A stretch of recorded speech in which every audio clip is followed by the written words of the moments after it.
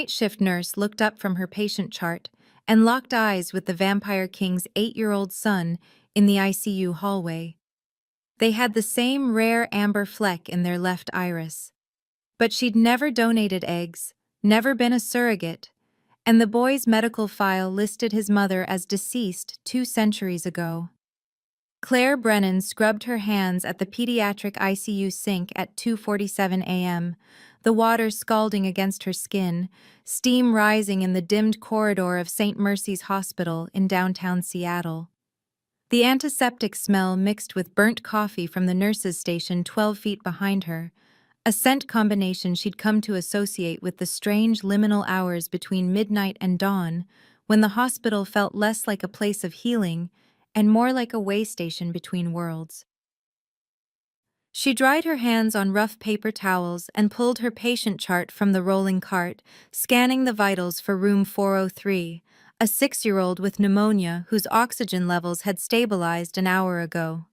The fluorescent lights hummed overhead, that particular frequency that made her teeth ache if she thought about it too long, and somewhere down the hall a heart monitor beeped its steady 3-beat pattern, proof of life continuing in the darkness. Now please take a moment and subscribe to our channel and comment where you are watching from and what time is it. It is always fascinating to see where these stories get all around the world. Thank you.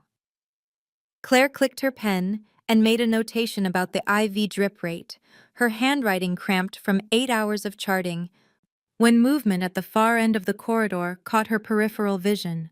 She glanced up. A boy stood motionless in the hallway where the ICU wing met the private suites, pale as carved marble, wearing silk pajamas in deep burgundy that looked like they belonged in a period film rather than a modern hospital. He couldn't have been more than 8 years old. His dark hair fell across his forehead in soft waves, and his face held an otherworldly stillness that made Claire's breath catch. But it was his eyes that stopped her completely. The left one contained the exact same sectoral heterochromia she'd had since birth, an amber fleck shaped like a crescent moon against dark iris, positioned at precisely 2 o'clock. Her ophthalmologist had told her it affected 1 in 200,000 people. A genetic rarity so specific that finding another person with the identical pattern would be astronomically unlikely. The pen slipped from Claire's fingers and clattered against the linoleum floor, the sound sharp in the quiet corridor. The boy didn't blink. He tilted his head slowly to the right as if he recognized her, as if he'd been waiting for this exact moment, his lips parting in what looked like silent wonder or perhaps relief. Claire's heart hammered against her ribs. She noticed details now that didn't fit, small wrongnesses that accumulated into wrongness. The fluorescent light above him hummed at a different pitch. The heart monitor 3 rooms down skipped a beat, then resumed its pattern.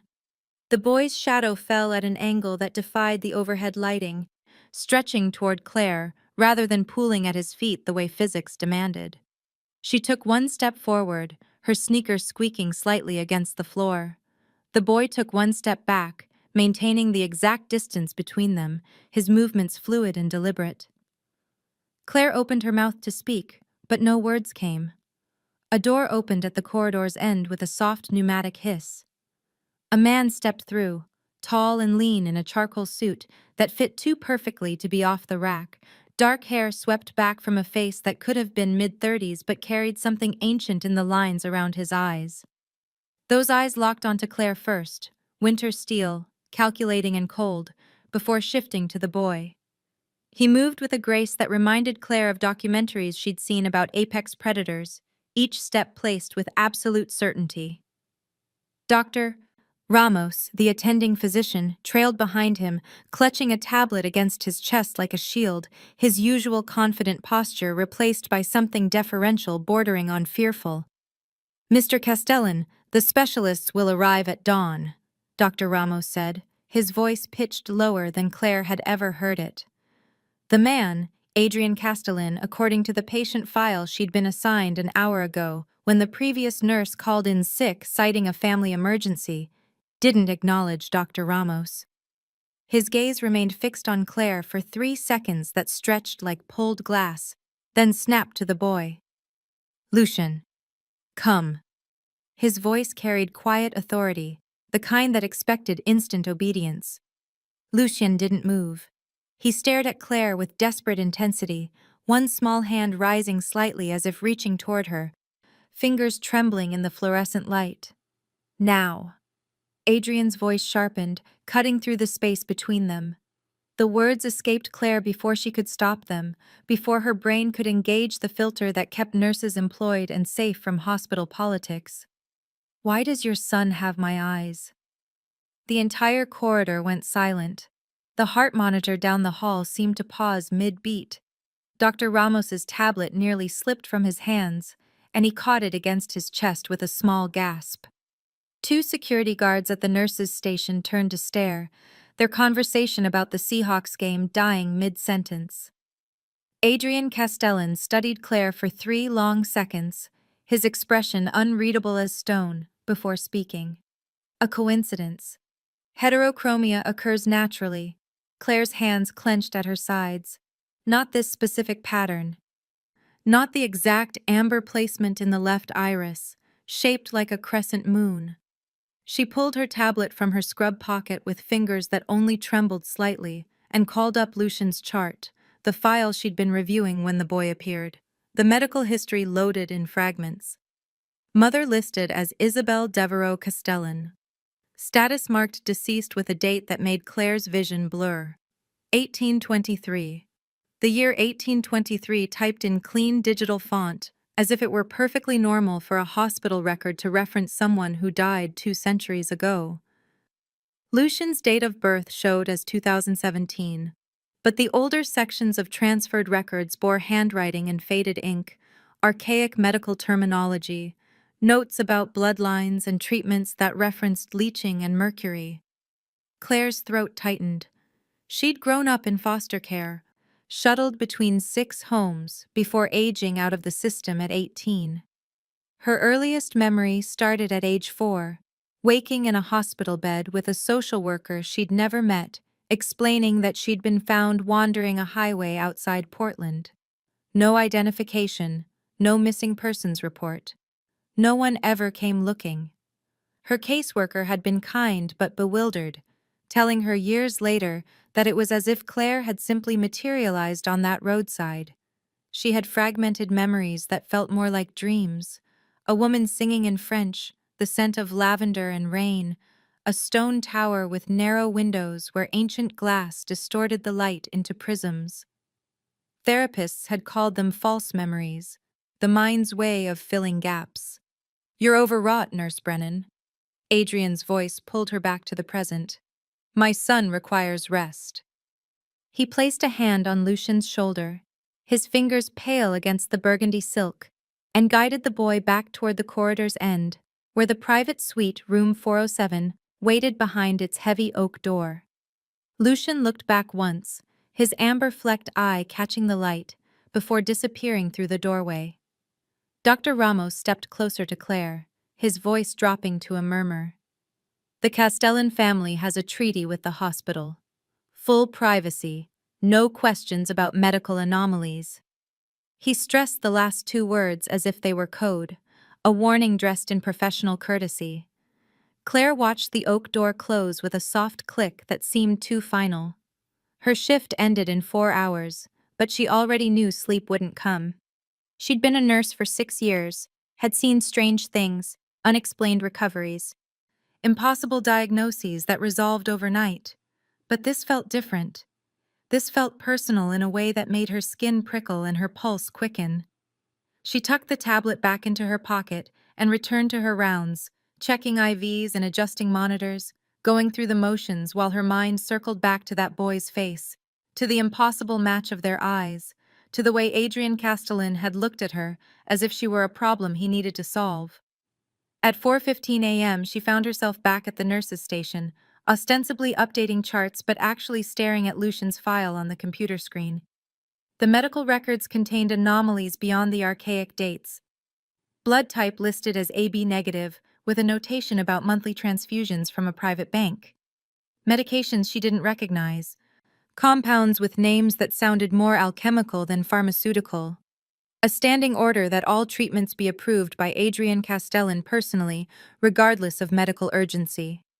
She clicked through to the financial section and saw the Castellan Foundation listed as the primary guarantor, payments processed through accounts in Switzerland and the Cayman Islands, amounts that could fund an entire wing renovation.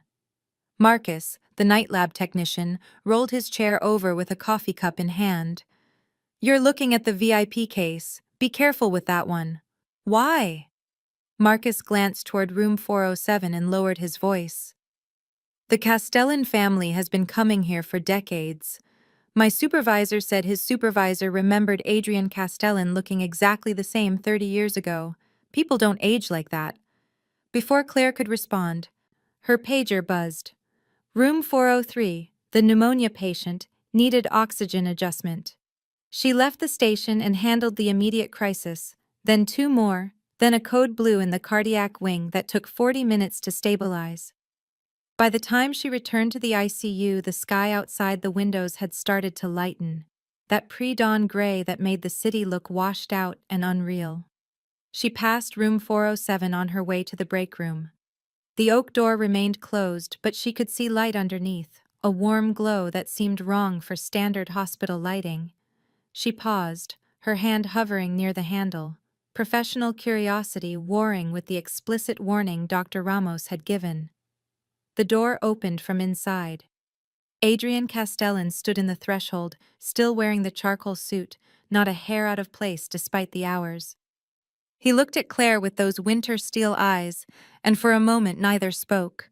Then he stepped into the corridor and pulled the door closed behind him. "You have questions." His voice remained quiet, but carried clearly. "I can't answer them." "Why not?" "Because the answers would change your life in ways you cannot imagine, and I will not be responsible for that burden unless you choose it knowingly." Claire's hands clenched. "That boy has my eyes. The exact same pattern. That's not coincidence."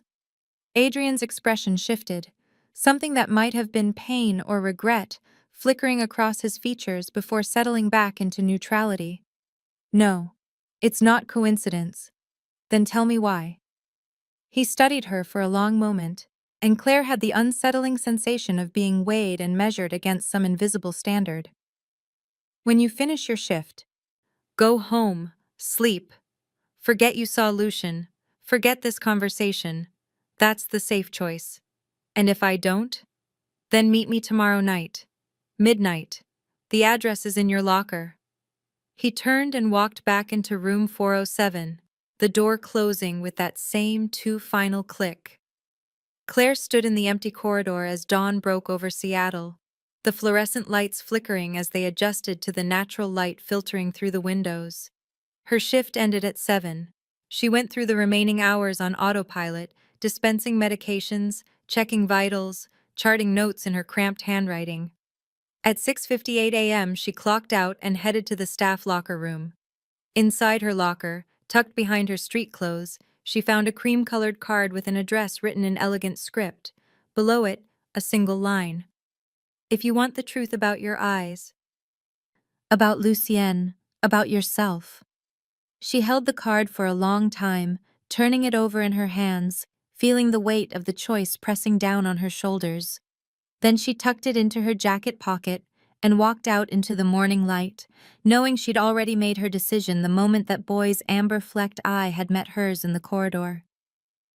Claire returned to St. Mercy's Hospital at 4 in the morning the next night, her security badge granting access through the employee entrance where sodium lights cast orange pools across empty parking spaces.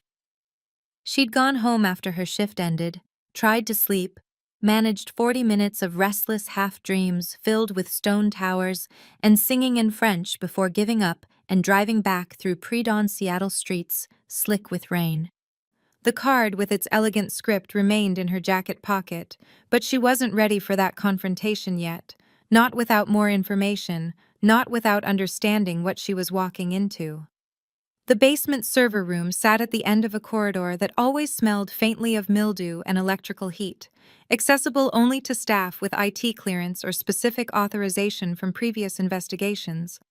Claire had both, a remnant from 6 months ago when she'd helped document a medication discrepancy that required reviewing security footage. She swiped her badge and the door clicked open, revealing rows of humming servers and a single workstation with dual monitors that cast blue light across the cramped space. She logged in with her credentials and navigated to the hospital's archived surveillance system, searching for Lucian Castellan's first admission.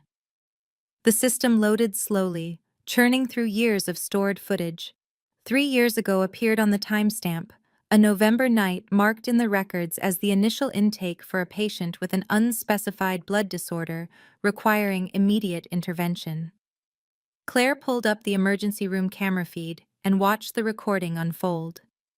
At 2:17 a.m., a younger version of Adrian Castellan pushed through the automatic doors carrying Lucien's unconscious body, wrapped in a blanket, the boy's face slack and colorless against the dark fabric. Dr. Ramos appeared immediately, no paging necessary, as if he'd been waiting, and directed them toward a private examination room. But there was a second figure. A woman in a dark coat with the hood pulled forward obscuring her face followed 3 steps behind Adrian. Claire's breath caught. She paused the footage and zoomed in, but the camera angle caught only shadow where features should be. The woman moved with purpose, reaching into her coat and withdrawing a small vial filled with dark liquid. Claire watched as the woman handed it to Adrian, their exchange lasting only seconds. The vial's label came into focus for a single frame as Adrian held it up to the light. Pour Lucien, le dernier espoir. For Lucien, the last hope. Written in script that looked familiar, though Claire couldn't place why. She rewound the footage and advanced frame by frame. At timestamp 2:17:43, the woman's hand emerged from the coat sleeve as she passed the vial, and Claire froze the image. There on the knuckle of the woman's right hand, a scar in the shape of a small crescent, pale against skin. Claire's right hand moved reflexively to her left, fingers tracing the identical scar on her own knuckle, a mark she'd had as long as she could remember. Her caseworker had asked about it once, and Claire had invented a story about falling on gravel because she had no actual memory of how it happened. The scar tissue felt smooth and old under her fingertips, matching perfectly the shape frozen on the monitor. The door to the server room clicked open. Claire spun in the chair, her heart slamming against her ribs. Adrian Castellan stood in the threshold, still wearing dark clothing though different from the charcoal suit, his expression unreadable in the blue glow of the monitors. "Breaking hospital policy, Nurse Brennan." His voice carried no anger, only a kind of weary inevitability. "You knew I'd look." Claire's voice came out steadier than she felt. "I knew you wouldn't be able to stop yourself." Adrian stepped into the room and closed the door behind him. "The question is whether you understand what you're risking." He moved to stand beside her workstation, his gaze flicking to the frozen image on screen, to the woman's scarred hand. Claire stood, putting the chair between them.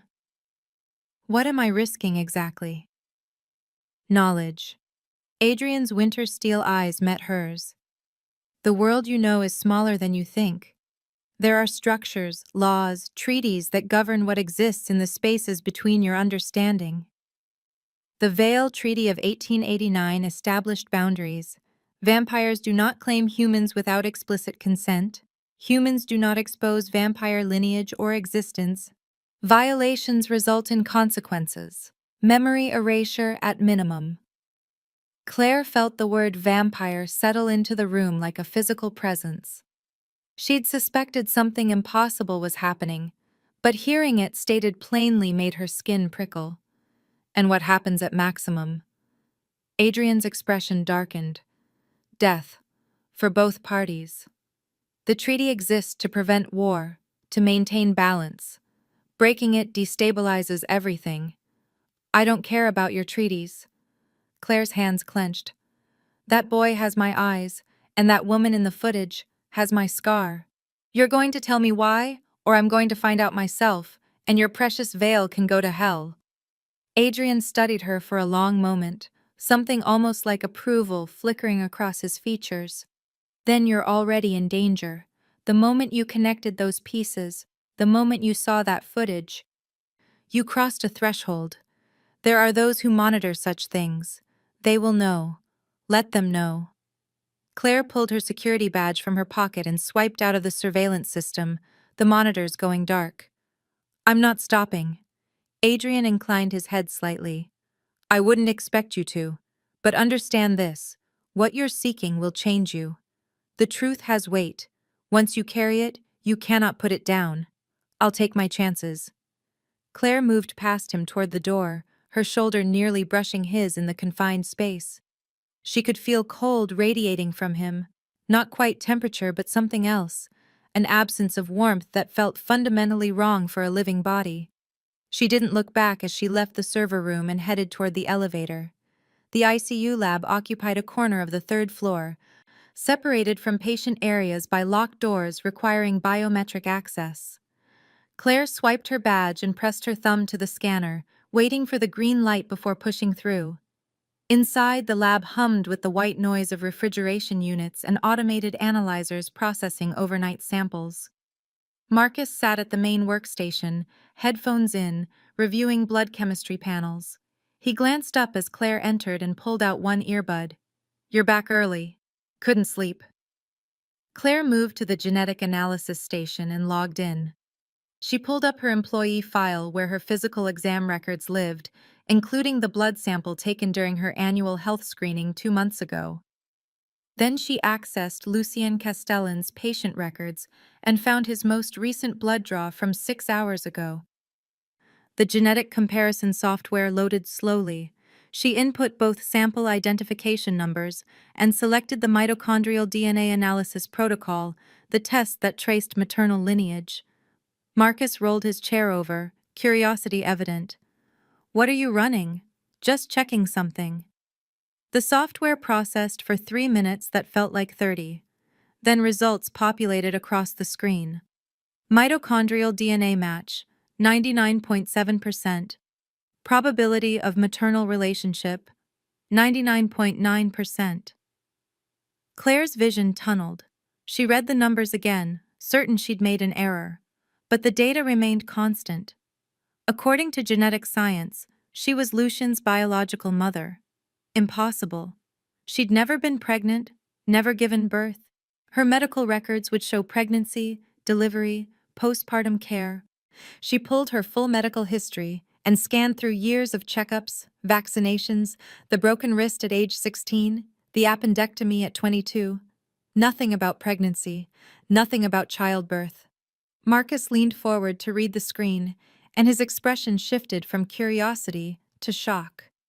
"This can't be right. Run it again." Claire's hands trembled as she cleared the analysis and re-input the sample numbers. The software processed again. Same results. Mitochondrial DNA match, 99.7%. Marcus whispered, "You need to report this, or destroy it." Claire stared at the numbers, her mind racing through possibilities. Lab contamination, sample mix-up, system error. But she knew the lab protocols, knew the redundancies built into genetic testing. This wasn't a mistake. She hit print, and the laser printer across the room whirred to life, spitting out a single page of results. She folded it carefully and tucked it into her scrub pocket, feeling the paper's weight like evidence of a crime she didn't remember committing. Marcus grabbed her arm. "Claire, if someone finds out you ran unauthorized genetic testing on a patient, you'll lose your license. If someone finds out those results, you'll lose a lot more than that." "I know," she pulled free gently, "but I need to understand what this means." She left the lab and headed toward the ICU wing, checking her watch. 6 a.m., shift change happening in 15 minutes. The corridors filled with the organized chaos of nurses giving report, physicians making early rounds, the hospital transitioning from night to day. Claire pulled up the security feed on her phone and watched room 407. At 6:03, Adrian emerged, heading toward the elevator.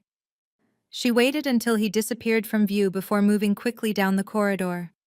Room 407's door stood closed, but not locked. Claire pushed it open and slipped inside. The private suite resembled a hotel room more than hospital space, with wood furniture instead of standard medical equipment, curtains instead of blinds, artwork on the walls. Lucien sat upright in the bed, no longer connected to IVs or monitors. His eyes were luminous in the pre-dawn light filtering through the window, that amber fleck catching the glow. He looked at Claire and his lips moved but no sound emerged. Claire stepped closer, watching his mouth form words. Then she recognized the pattern. Sign language. ASL. She'd learned it 6 years ago to communicate with a deaf patient during a complicated recovery. Lucienne was signing, "Mother." Claire's throat tightened. She signed back, her hands moving through the familiar shapes. "I'm not your mother." Lucien's small face crumpled slightly, but he signed again. "You smell like her. Like lavender and rain. Like before." Claire's hands shook as she signed. "Before what?" Lucien reached out his hand, palm up, an invitation. Claire hesitated, then placed her palm against his. Cold electricity jolted through her, not painful but shocking, like touching a live wire in winter. The room disappeared.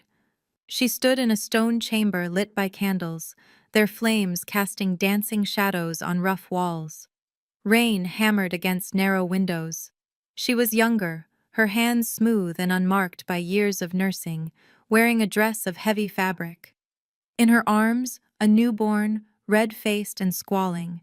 Adrien stood beside her, tears streaming down his face. His expression caught between joy and devastation. His voice echoed, "Isabelle, you've given me everything." The vision shattered. Claire gasped and pulled her hand back, stumbling against the bed frame. Lucienne watched her with ancient eyes in a child's face. The door opened. Adrien froze in the threshold, his gaze moving from Lucien's extended hand to Claire's shocked expression. "Step away from him." His voice carried command and threat. Claire's hand moved to her scrub pocket, feeling the folded genetic report. She pulled it out and held it up. "Explain this." Adrien's eyes widened fractionally as he recognized what she held. "Where did you get that?" "I ran the test myself. Mitochondrial DNA match, 99.7%. According to genetics, I'm his mother. But I've never been pregnant. I've never given birth." "So you're going to explain how that's possible, or I'm walking out of here and going straight to the hospital administration with questions about blood disorders and 200-year-old death certificates and mysterious women with my scars." Adrien closed the door behind him and moved to stand between Claire and Lucienne, protective. "You want the truth." "Yes." Adrien's expression shifted, the careful neutrality cracking to reveal something raw beneath. "The truth is that you are Lucien's mother. You gave birth to him 8 years ago in this very hospital. But you don't remember because you aren't the same woman who carried him." Claire's head spun. "That doesn't make sense." "It makes perfect sense if you understand reincarnation." Adrien's voice dropped lower. "My wife, Isabelle Devereux Castellan, died in childbirth in 1823, bringing Lucien into the world. Vampire births are rare, almost always fatal to the mother. I lost her." He paused, his jaw tightening. "But vampire mystics have long known that certain souls return, reborn into new bodies with no memory of their previous lives. 8 years ago, Lucien began dying from a genetic blood disorder unique to vampire-human hybrids. The only cure required a transfusion from someone with matching mitochondrial DNA, a direct maternal bloodline descendant of Isabelle. That's insane. Reincarnation isn't real." Adrien gestured to the genetic report in her hand. "Then explain those results. Explain the scar you share with the woman in the footage. Explain why Lucien recognizes you, why you have fragmented memories of stone towers and French songs." Claire's mind raced. The memories she'd dismissed as false. The inexplicable gaps in her early childhood, the feeling of recognition when she'd first seen Lucien. She looked at the boy who watched her with desperate hope. This is impossible. Adrian's expression softened slightly. I know. But impossible things exist whether you believe in them or not. The Veil Treaty governs our world. There are rules, structures, consequences. If you are Isabel returned, as I believe you are, then you fall under ancient laws regarding vampire consorts and bloodline bonds. I'm not anyone's consort. Claire's voice rose. I'm Claire Brennan. I'm a nurse. I have a life, a history, an identity that has nothing to do with vampires or treaties or women who died 2 centuries ago. Adrian nodded slowly. You do. And that's precisely the problem. Because the Veil Council, the governing body of supernatural law, won't see it that way. If they determine you're Isabel's reincarnation, they can claim jurisdiction over you, strip your autonomy, bind you to our world whether you choose it or not. Claire backed toward the door, the genetic report crumpling in her fist. I need time. Time to think, to process, to figure out what this means. You have 72 hours. Adrian's voice carried finality. After that, the council will know. They monitor genetic anomalies, unusual recognitions, treaty violations. Your test, your questions, your presence here will trigger alerts. In 3 days, they'll come for answers. And what happens then? Then you'll have to choose. Accept your identity as Isabel and return to my household under the ancient bonds, or undergo memory erasure and lose all knowledge of Lucian, of me, of the supernatural world, of fragments of your own life that connect to your past incarnation. Claire's hand found the door handle. Those are terrible choices. I know. Adrian's winter eyes held something that might have been regret. But they're the only ones the law allows. Unless. Unless what? Unless we find a loophole in the Veil Treaty. A way to prove your right to exist as Claire Brennan independent of your past, as Isabel Devereaux. It's been attempted before and always failed. But if you're willing to fight, I'll help you try. Claire looked at Lucien one last time. The boy signed to her, small hands moving through shapes she understood. Please don't forget me again. The words broke something in her chest. She pulled open the door and walked out into the corridor where the morning shift bustled with normal concerns, ordinary emergencies, the regular rhythms of life and death that had nothing to do with vampires or reincarnation or impossible genetic matches. But she carried the crumpled report in her pocket, evidence that her entire existence might be built on foundations she'd never suspected. And she knew that 72 hours wasn't nearly enough time to decide who she really was. Claire met Adrian at the address from the card 2 nights later, 71 hours remaining on her impossible deadline. The location turned out to be Seattle's oldest church, St. Catherine's, built in 1889, the same year as the Veil Treaty Adrian had mentioned. She arrived at midnight to find the heavy wooden doors unlocked, the interior dark except for votives flickering in red glass near the altar. Adrian waited in the front pew wearing black, his pale hands folded in his lap. You came. His voice echoed in the empty space. I need answers. Real ones, not half-truths and warnings. Claire walked down the center aisle, her footsteps loud on worn stone. Adrian stood and faced her. Then you'll have them. But first, you need to understand what Isabel was to me, to Lucian, to the world we inhabit. He gestured for her to sit, and she did, maintaining distance between them. In 1823, my wife Isabel died, bringing Lucian into the world. Vampire births occur perhaps once in a century, hybrids even rarer. The process is brutal. Vampire physiology demands resources the human body cannot sustain through pregnancy. Most mothers die before the 3rd trimester. Isabel carried Lucian to term through sheer will. His voice caught. She knew what it would cost. She chose it anyway. Claire's throat tightened, but she said nothing. For 200 years, I raised Lucien alone, watching him grow impossibly slowly as hybrids do. 1 human year equals roughly 25 for him. He appears 8, but has lived 2 centuries. 8 years ago, in your timeline, he began manifesting symptoms of a genetic blood disorder that has no name in human medicine. His cells were destroying themselves, rejecting both vampire and human components. Every treatment failed. He was dying. And the cure? Claire already knew but needed to hear him say it. Required a transfusion from someone with Isabel's exact mitochondrial DNA, passed down through the maternal line. An impossible requirement since Isabel had no other children, no sisters, no living relatives. Adrian's winter eyes met hers. Except vampire mystics have long understood what human science dismisses. Souls reincarnate. Not everyone, not randomly, but certain souls bound by powerful connections or unfinished purposes return in new bodies. They prophesied Isabel would come back to save our son. That's insane. Claire's hands clenched. Reincarnation isn't real.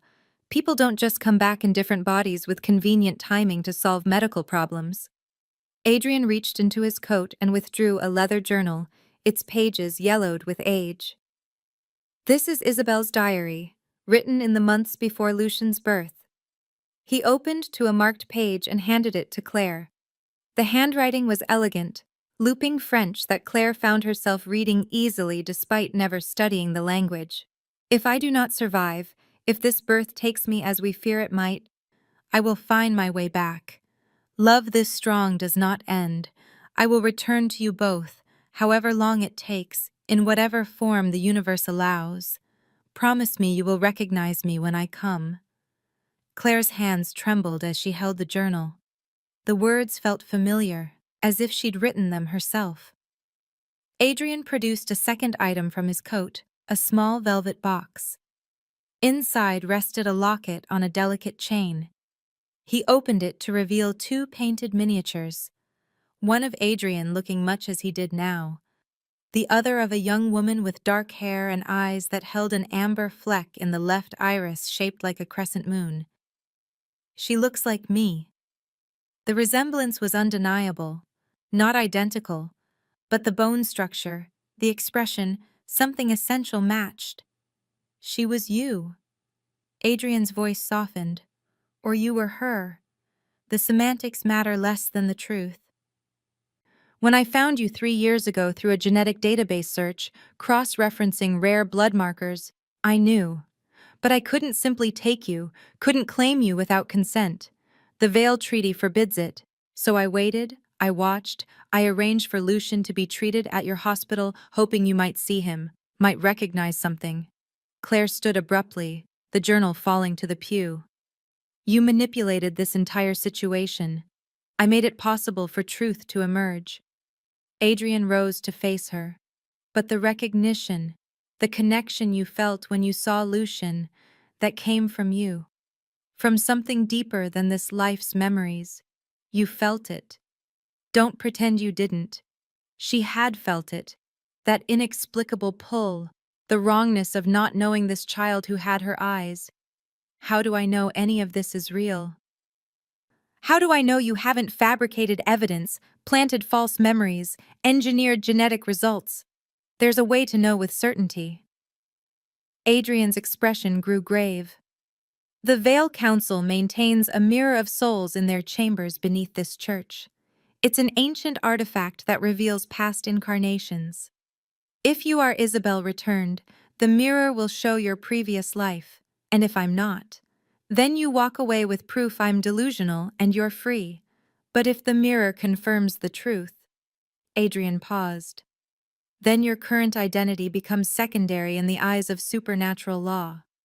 The Veil Council could claim you as Isabel Castellan, bound to our bloodline, stripping your autonomy in the human world. You'd fall under vampire jurisdiction. Why would I risk that? Because you need to know. Adrian's voice dropped to almost a whisper. I can see it in your eyes. The not knowing is eating you alive. You won't rest until you understand why that boy has your eyes, why you have memories that don't belong to Claire Brennan, why standing in this church feels like coming home." Claire closed her eyes and saw Lucien's small hands signing, "Please don't forget me again." She opened them and met Adrian's gaze. "Show me the mirror." Adrian led her behind the altar where a section of floor lifted to reveal stone steps descending into darkness. They walked down in silence, the air growing colder with each step until Claire could see her breath misting. At the bottom, a vault door stood open, leading into a chamber carved from bedrock. 3 figures waited inside. The first, a woman with silver hair braided to her waist, wearing robes covered in symbols that hurt to look at directly. A witch. The second, a man with features too sharp to be human, eyes like cut emeralds, wearing a suit that seemed woven from shadows. A fey arbiter. The third, an elderly man with skin like parchment and eyes that held centuries. An elder vampire. These are the council members who govern Seattle's supernatural population. Adrian's voice carried formal weight. They've agreed to witness the ritual. The chamber's center held an obsidian frame 7 feet tall, its surface rippling like black water despite being solid. The Mirror of Souls. The witch moved to stand beside it and began lighting 13 black candles arranged in a circle around the frame. "Claire Brennan." The elder vampire's voice rasped like wind through dead leaves. "Do you consent to this ritual, understanding its consequences?" "I consent." Claire's voice steadied. The witch completed the candle circle and gestured for Claire to approach. "Press your palm to the mirror's surface and do not pull away no matter what you see." Claire stepped forward, her reflection distorting in the black glass. She raised her right hand and pressed it flat against the surface. Cold shot up her arm, not the cold of ice, but something deeper, the cold of absolute zero, of the space between stars. The mirror's surface cleared, and images began to form. A young woman sat in a sunlit studio, paintbrush in hand, working on a canvas that showed a garden in vibrant oils. Her laugh rang out as someone off-screen made a joke.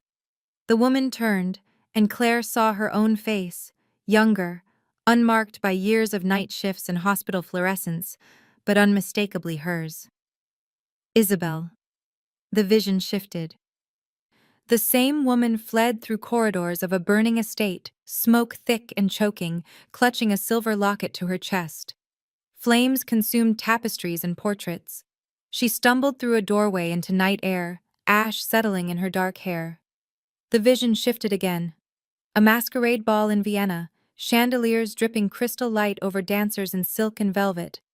Isabel wore a gown of deep blue, a mask covering half her face. Across the ballroom, she locked eyes with a man in black. Adrian, younger somehow despite his unchanging features, his expression caught between longing and fear. They moved toward each other through the crowd. The final vision made Claire gasp. Isabel screamed in a bed soaked with blood, her body convulsing. A midwife worked frantically while Adrian gripped Isabel's hand, his face streaked with tears. Candlelight flickered over the scene. Isabel's screams stopped. A baby wailed. Her eyes found Adrian's and her lips moved. "Promise me you'll find me again." Her hand went slack in his. Adrian's grief tore through the room like a physical force. Claire's body convulsed, the cold from the mirror spreading through her entire system. She felt Isabel's memories flooding into her consciousness, not replacing her own, but layering beneath them like sediment. The taste of oil paint, the scent of Adrian's cologne at the masquerade, the agony of childbirth, the certainty of returning. All of it poured into her mind until she couldn't distinguish where Claire ended and Isabel began. The elder vampire's voice cut through the visions. "Isabel Devereaux has returned. By law and blood, she is bound to the Castellan bloodline." Adrian stepped forward, his voice hard with authority Claire had never heard him use. "I invoke the right of recognition.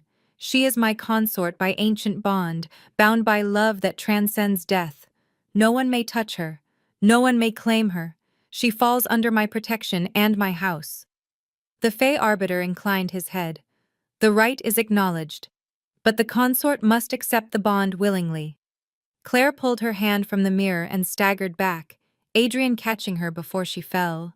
Her mind spun with double vision, Claire's memories of foster homes and nursing school overlaid with Isabel's memories of aristocratic France and vampire society. "I'm not your consort." The words came out raw. "I'm Claire Brennan, and I never agreed to any of this. I didn't choose to be Isabel. I didn't choose to remember her life. I didn't choose any of this." The witch spoke for the first time, her voice musical and ancient. "Choice matters under the Veil Treaty. You are both women now," Claire and Isabel intertwined. "The question is which identity claims precedence." The elder vampire's eyes narrowed. "The council grants you 72 hours to decide. Accept your identity as Isabel Devereaux Castellan and return to Adrian's household, taking your place in our world with all rights and protections. Or undergo deep memory erasure, losing all knowledge of Lucienne, of Adrian, of the supernatural world, and fragments of your current life that connect too closely to your past incarnation.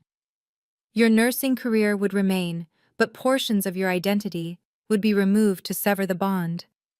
Claire's breath came in short gasps. "Those are both terrible choices. They are the only choices the law allows." The Fey Arbiter's emerald eyes glittered. "Unless you can prove a third path exists." Adrian's hand steadied her. "There may be a loophole in the Veil Treaty. It's never succeeded before, but if Claire can demonstrate she's built a life independent of Isabel, with achievements and connections significant enough to warrant autonomy, the Council might grant her the right to exist as both identities without surrendering to either." The elder vampire's expression soured. The burden of proof would be substantial.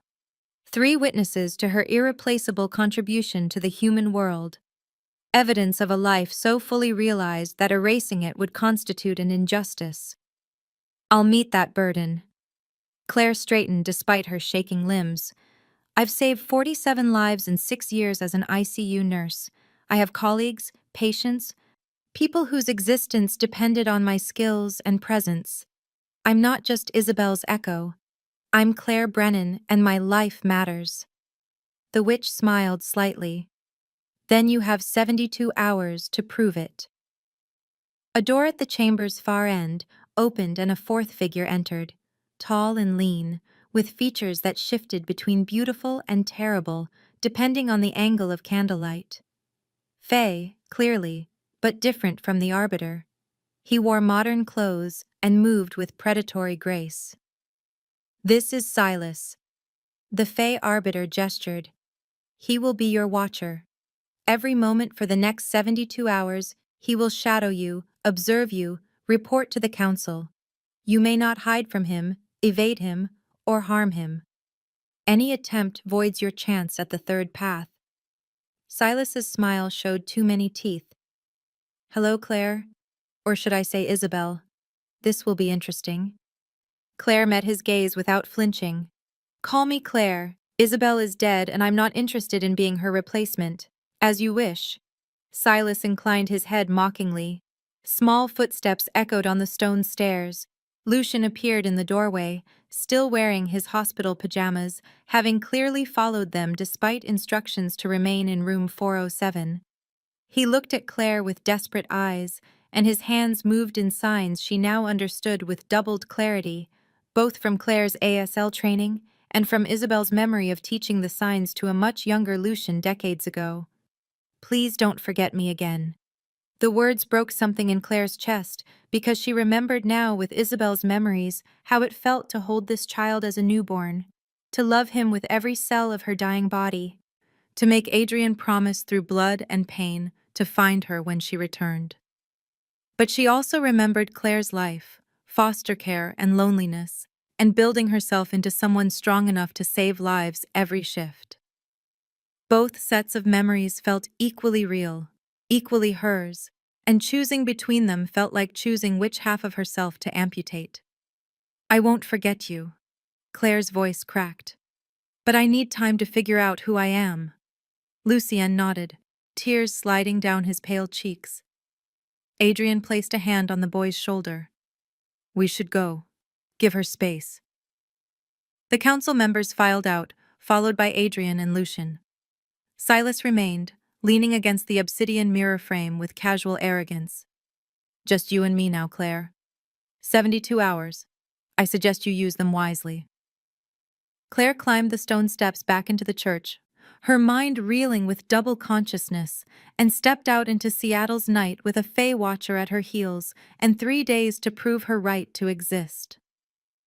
Claire barricaded herself in her apartment as dawn broke over Seattle, deadbolting the door and shoving a chair under the handle before pulling every text she could find on supernatural law from the boxes Adrian had sent over. Through the window, she could see Silas perched on the fire escape, his silhouette sharp against the lightening sky, perfectly still in a way that confirmed he wasn't human. He'd been there for 6 hours, watching, his emerald eyes glowing faintly whenever she glanced in his direction. She ignored him and spread the books across her kitchen table, ancient volumes bound in leather alongside modern printouts of treaty amendments and council precedents. The Vale Treaty of 1889 ran to 300 pages of dense legal language, clauses within clauses, exceptions and limitations that required a law degree to parse. Claire made coffee, strong and black, and started reading. By noon she'd found it, buried in Article 17, subsection 4, a clause addressing reincarnated souls and their rights under supernatural jurisdiction. If a reincarnated soul can demonstrate independent life construction, defined as significant achievements, irreplaceable contributions to human society, and relationships built without knowledge of past incarnation, said soul may petition for autonomous existence. Burden of proof requires testimony from 3 unrelated witnesses and documentary evidence of contribution. Council vote must be unanimous to grant autonomy. Claire read it 3 times, her pulse quickening. This was the loophole Adrian had mentioned, the third path. She grabbed a legal pad and started making notes. 8 years as a registered nurse, specializing in pediatric intensive care. 47 documented cases where her intervention had been critical to patient survival. Awards for excellence in patient care. Peer recommendations. She could build this case. Her witnesses would be Marcus from the hospital lab, someone who'd seen her work ethic and skill over 6 years of night shifts. Dr. Ramos, despite his deference to Adrian, had professional integrity and could testify to her medical competence. And Jenna, her foster sister, the only person from Claire's childhood who'd maintained contact. Jenna could speak to Claire's character, to the life she'd built from nothing.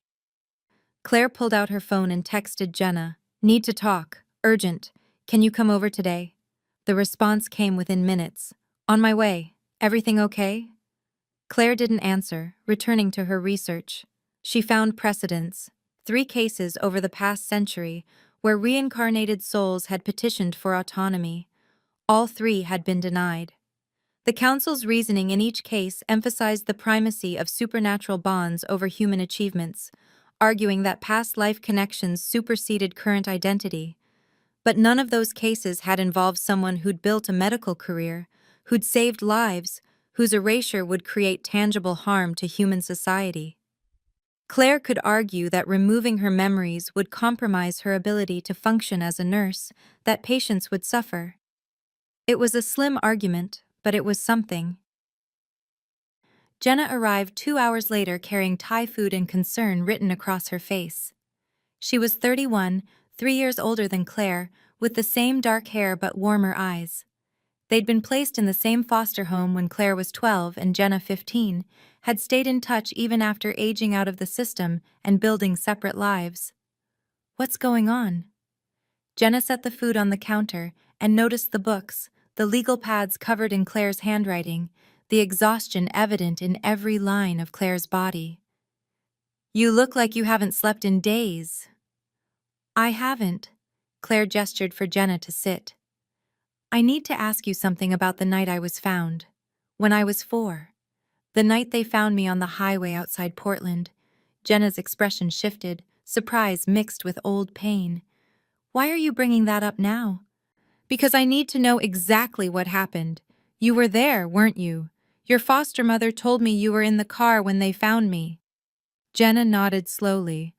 I was. Mom was driving home from visiting her sister. It was late, maybe 2 in the morning. We saw you standing on the shoulder of the highway in a little white dress, barefoot, just staring at the road. Mom pulled over and I got out with her. You didn't cry or speak. You just looked at us like you were waiting for something. Did you see anyone else? A car, another person, anything? Jenna's brow furrowed. There was a man, tall, wearing a dark coat. He was walking away from you, back toward the trees. Mom called out to him, but he didn't stop. By the time we got you in the car and looked again, he was gone. Claire's hands clenched. What did he look like? I was 15 and it was dark, but I remember he moved strangely. Too smooth, like he was gliding instead of walking. And there was a note. Jenna's eyes widened. I'd forgotten about that. It was pinned to your dress. Mom gave it to the police, but they never found any leads. What did it say? Jenna closed her eyes, remembering. Keep her safe until the time comes. That's all. No signature, nothing else. Claire felt the walls of her apartment pressing in. Adrian had been there. He'd orchestrated her placement in the human world, had watched her grow up, had waited decades for the right moment to reveal the truth. The manipulation ran deeper than she'd imagined. I need you to testify for me. Claire met Jenna's confused gaze. There's a legal hearing in less than 70 hours, and I need witnesses who can confirm I've built a real life, that I've contributed something meaningful. Will you speak for me? Jenna reached across the table and gripped Claire's hand. Of course. But you need to tell me what's really happening. Claire opened her mouth to explain, but movement on the fire escape caught her eye. Silas had shifted position, his head tilted as if listening. She couldn't tell Jenna the full truth, couldn't expose her to the supernatural world without consequences. I'm involved in a custody case. It's complicated. A family is claiming I have obligations to them based on genetics. I need to prove I'm my own person. It wasn't entirely a lie. Jenna squeezed her hand. Then I'll be there. Whatever you need. They spent the next hour going over Claire's career, building a timeline of achievements and critical saves. Jenna took notes, asked questions, helped Claire organize the evidence into a coherent narrative. By the time Jenna left, promising to return for the hearing, Claire had the skeleton of her case. She worked through the night, compiling patient records with identifying information redacted, recommendation letters from colleagues, her nursing school transcripts showing top marks in critical care. Marcus agreed via text to testify, asking no questions but offering steady support. Dr. Ramos was harder to reach, but finally responded with a cautious yes, though his message included a warning. Be careful what you're asking for. The Castellans don't lose gracefully. Claire printed everything, organized it into folders, and collapsed on her couch at 4 a.m. with 51 hours remaining. She woke to pounding on her door 6 hours later. Silas's voice carried through the wood. You have a visitor. Claire stumbled to the door and opened it to find Adrian standing in the hallway, Silas leaning against the opposite wall with an amused expression. Adrian looked haggard, his usual composure cracked around the edges. We need to talk. Claire let him in, hyper-aware of Silas's presence even through the closed door. She could feel him listening. Adrian moved to the window and stared out at the gray Seattle sky. I owe you the full truth. 200 years I've searched for Isabel, chased rumors, investigated sightings, watched dozens of women who resembled her only to realize they were strangers. Every false lead broke something in me. After a century, I started to believe the mystics were wrong, that she wasn't coming back. His voice dropped. Then 8 years ago, Lucien started dying and I had no choice but to search harder. I accessed genetic databases, cross-referenced rare blood markers, paid fortunes to hackers who could breach medical privacy. When I found your donor record from 3 years ago, when I saw the mitochondrial match and the amber fleck notation in your eye description, I knew. Why didn't you just tell me? Claire's anger simmered beneath exhaustion. Why the manipulation, the secrecy, the waiting? Because the Veil Treaty forbids claiming humans without consent. Adrian turned to face her. If I'd approached you directly, told you who I believed you were, demanded you save Lucian, the council would have ruled it coercion. Any choice you made under duress would be invalid. So I waited. I arranged for Lucian to be treated at your hospital, hoping proximity would trigger recognition. I never intended for you to see him that night in the corridor. His previous nurse wasn't supposed to call in sick. Fate or coincidence, I don't know. But you saw him and everything accelerated. You've been watching me for 3 years. It wasn't a question. Yes. Adrian's winter eyes held something raw. I watched you save lives, watched you build relationships with colleagues, watched you exist as Claire Brennan completely separate from any memory of Isabel. And I fell in love with who you are now. Not the ghost of my dead wife. You. The woman who fights for her patients, who questions authority, who refuses to accept impossible situations. I loved Isabel, but I'm falling in love with Claire. The words hung between them. Claire felt Isabel's memories rising, the genuine love that woman had felt for this vampire, the fierce protectiveness for their child. But Claire's own feelings tangled with those old emotions, resentment and attraction and fury, and something softer she didn't want to name. I don't know what I feel. Claire's voice came out hoarse. Half of me remembers loving you, and the other half barely knows you. You manipulated my entire existence. I'm furious, and I'm confused, and I have 50 hours to prove I deserve autonomy before the council decides my fate. Then let me help you. Adrian stepped closer. I'll testify. I'll tell them how you've lived independently, how your achievements are your own, how erasing you would be an injustice. The door burst open. Silas stood in the threshold, his expression grave. The council accelerated the deadline. You have 24 hours. Claire's stomach dropped. Why? There's been a challenge to the proceedings. Silas's emerald eyes glittered. Margot Severin has filed a formal complaint claiming Adrian violated treaty terms by stalking you for 3 years without disclosure. She's demanding immediate resolution and your complete erasure as penalty. Who is Margot Severin? Claire looked between them. Adrian's jaw tightened. My political rival. She wants my position as king of the Pacific Northwest Dominion. She's opposed Isabel's return from the beginning, believing it will strengthen my rule. If you're erased, if the bond is broken permanently, she thinks it will destabilize my power enough for her to challenge me. The phone on Claire's counter buzzed. Unknown number. She answered, and a woman's voice, smooth and cold as silk over ice, filled the speaker. Claire Brennan, this is Margot Severin. I have your foster sister Jenna. If you want her returned unharmed, you'll meet me at the old cannery district on Harbor Island. Midnight. Come alone or she dies. The line went dead. Claire's hands shook. She just declared war. Adrian was already moving toward the door. I'll gather my people. We'll get Jenna back. No. Claire grabbed her jacket. She said alone. If I bring Vampire back up, she'll know. This has to be me. Silas pushed off the wall. I'm required to follow you. Treaty obligations. Then follow at a distance. Claire met his emerald gaze. But this is my choice. My risk. Adrian caught her arm. This is exactly what Margot wants. She'll kill you or force you into a position where you have to choose erasure to save Jenna. It's a trap. I know. Claire pulled free. But Jenna is innocent, and she's in danger because of me. I won't abandon her. She left the apartment with Silas trailing behind, Adrian's protests fading as she took the stairs 2 at a time. The cannery district occupied the industrial waterfront, abandoned warehouses, and rusting equipment, creating a maze of shadows. Claire arrived at 11:45 p.m., her car's headlights cutting through fog rolling off Puget Sound. She parked and walked toward the largest warehouse, its corrugated metal walls streaked with decay.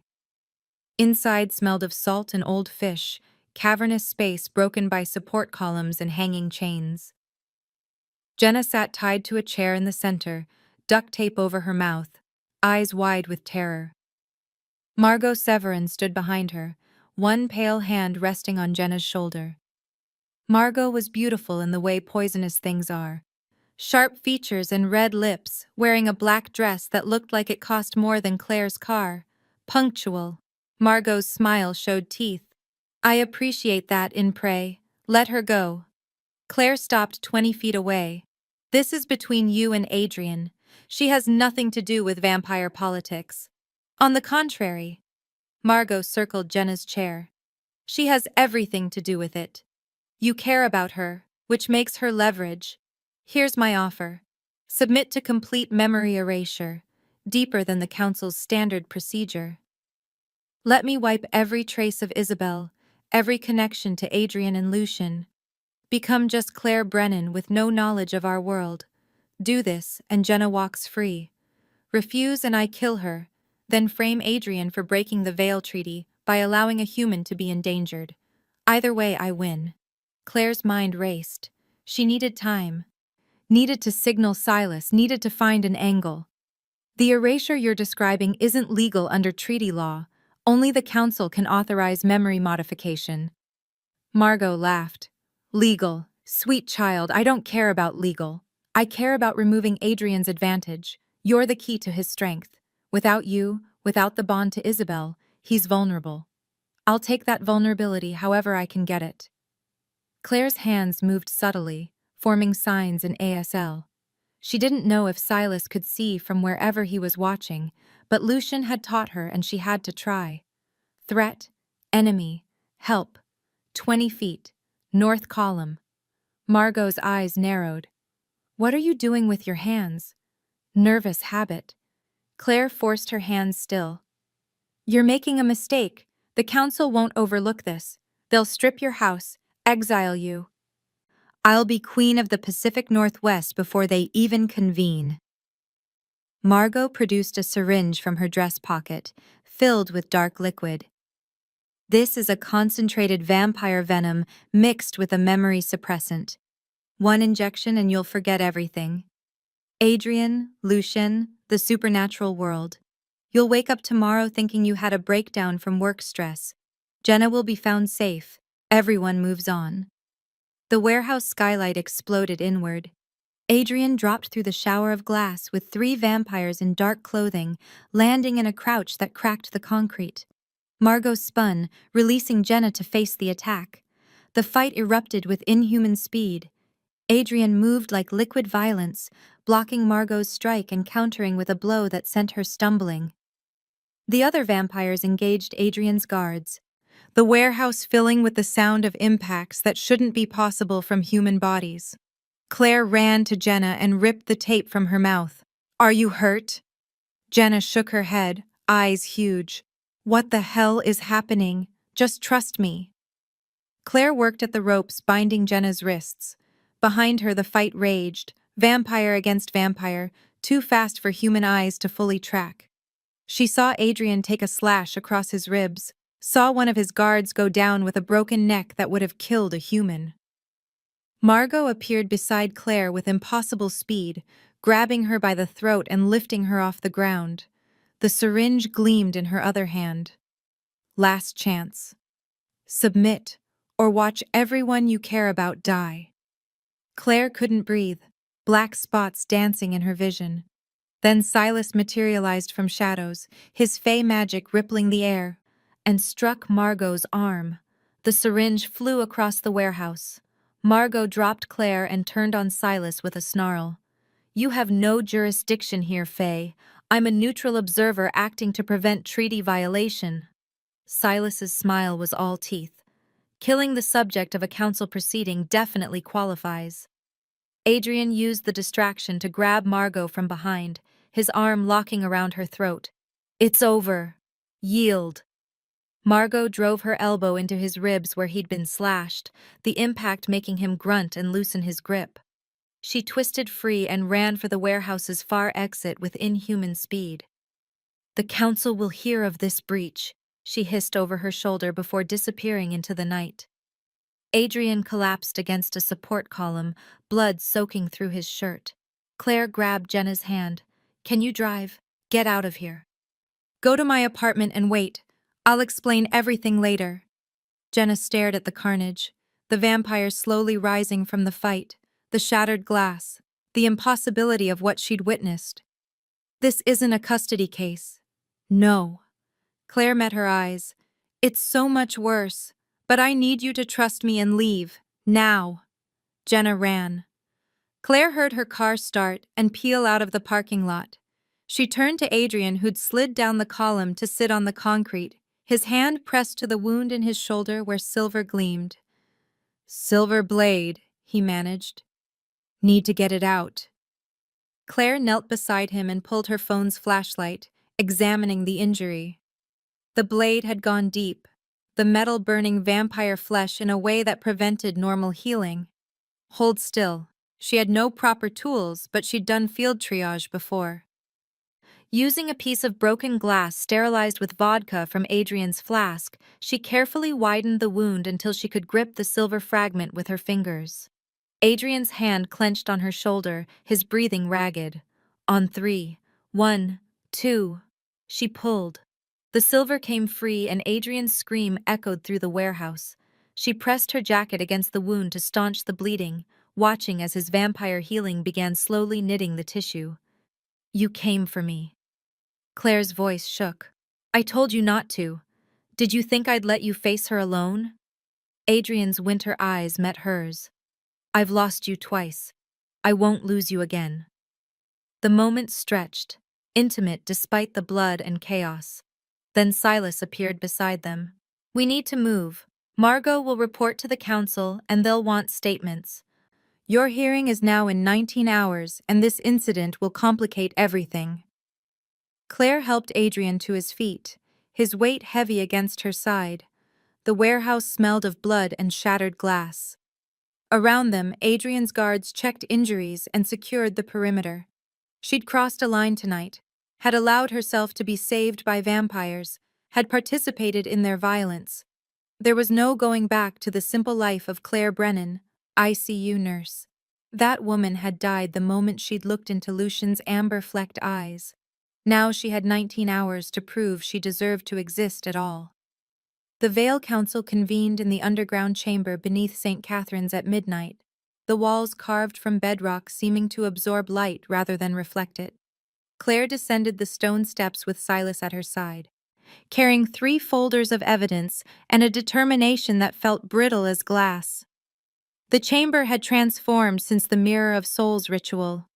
A long table of black wood now dominated the center, the 3 council members seated behind it like judges presiding over a trial that would determine her existence.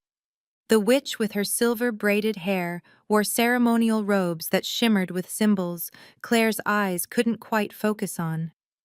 The Fey Arbiter sat perfectly still, his emerald eyes tracking every movement. The elder vampire looked carved from ancient stone, his gaze weighing centuries against the present moment. Adrian stood to the left with his remaining guards, his shoulder bandaged beneath his dark suit. Lucian was notably absent, kept away from the proceedings at Adrian's insistence.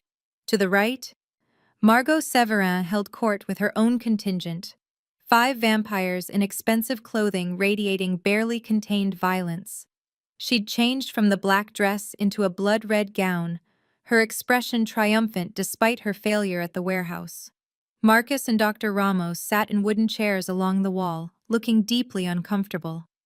Jenna hadn't come, still processing the impossibility of what she'd witnessed, but she'd sent a written statement that Claire had added to her evidence folders. The elder vampire's voice filled the chamber. "This council convenes to adjudicate the matter of Claire Brennan, reincarnated soul of Isabel Devereux Castellan, and her petition for autonomous existence under Article 17, subsection 4 of the Vale Treaty. Margot Severin has filed formal complaints regarding treaty violations. She will speak first. Margot rose with fluid grace.